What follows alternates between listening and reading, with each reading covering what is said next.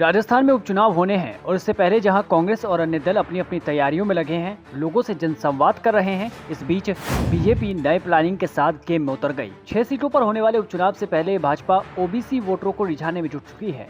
BJP अब सदस्यता अभियान के तहत एक नया नारा लेकर आई, चलो चले ओबीसी के साथ, ओबीसी चले बीजेपी के साथ। जिन्होंने पूरे राजस्थान प्रदेश की जो संगठन की संरचना की है, वो इस प्रकार से की है कि ओबीसी मोर्चे का एक एक कार्यकर्ता सक्रियता के साथ अब काम में लगेगा। हर एक की जिम्मेदारी तय होने जा रही है। चलो चले ओबीसी के साथ, ओबीसी चले भाजपा के साथ। इस नारे के साथ हर कार्यकर्ता इस अभियान में लग रहा है और बड़ी संख्या में सामाजिक संगठनों से, हर समाज से, हर उस व्यक्ति से, चाहे वो रेहड़ी पटरी पर बेचने वाला छोटा व्यापारी हो, चाहे स्व सहायता समूह की बहनें हो, चाहे बाजार में बेचने वाला हमारा व्यापारी हो, हर व्यक्ति से संपर्क करके उसे पार्टी का सदस्य बनाना। और आपको यह भी मैं स्पष्ट करना चाहूंगी कि पूरे देश के राजनीतिक दलों में भारतीय जनता पार्टी एकमात्र ऐसी पार्टी है जो लोकतांत्रिक प्रक्रिया से काम करती है। और हमारी पार्टी में ही इस प्रकार हर 6 वर्ष में सदस्यों का नवीनीकरण होता है और नए सदस्य बनाए जाते हैं। देश की अन्य और राजनीतिक पार्टी में कभी इस प्रकार लोकतंत्र दिखाई देता ही नहीं। वो या तो परिवारवादी पार्टियां हैं या जातिवादी पार्टियां हैं, लेकिन हमारी भारतीय जनता पार्टी राष्ट्रवादी पार्टी है।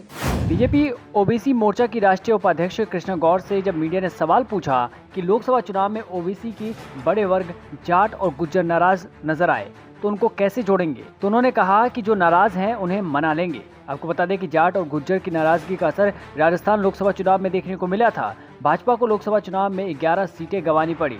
राजस्थान के पड़ोसी राज्य में यानी हरियाणा में अब चुनाव है, ऐसे में भाजपा राजस्थान के जरिए उन्हें भी साधने की कोशिश करेगी। देखिए, ओबीसी मोर्चा, और मुझे लगता है कि पूरे देश की राजनीति में देश के ओबीसी समाज को यह बात अच्छे से समझ में आ गई है और जहां नहीं समझ पा रहे उनको हम समझाने की कोशिश भी कर रहे हैं कि इस देश में ओबीसी के साथ छलावा करने का काम अगर किसी पार्टी ने किया है तो वो कांग्रेस पार्टी ने किया है।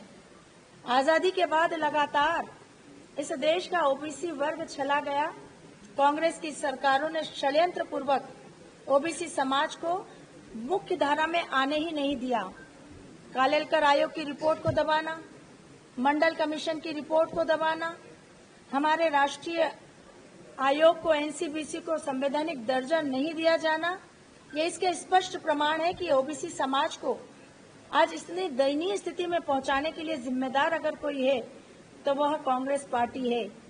और हमारे ओबीसी समाज का विश्वास अब भारतीय जनता पार्टी पर अटूट है। वहीं जब भाजपा ओबीसी मोर्चा की राष्ट्रीय उपाध्यक्ष कृष्णा गौर से पूछा गया कि जातिगत जनगणना से परहेज क्यों है, तो उन्होंने पहले तो कहा कि अगर ये सवाल पत्रकारों ने पूछा है तो जवाब देती हूँ, और जवाब भी गोलमोल दिया। आप भी सुनिए उन्होंने क्या कुछ कहा।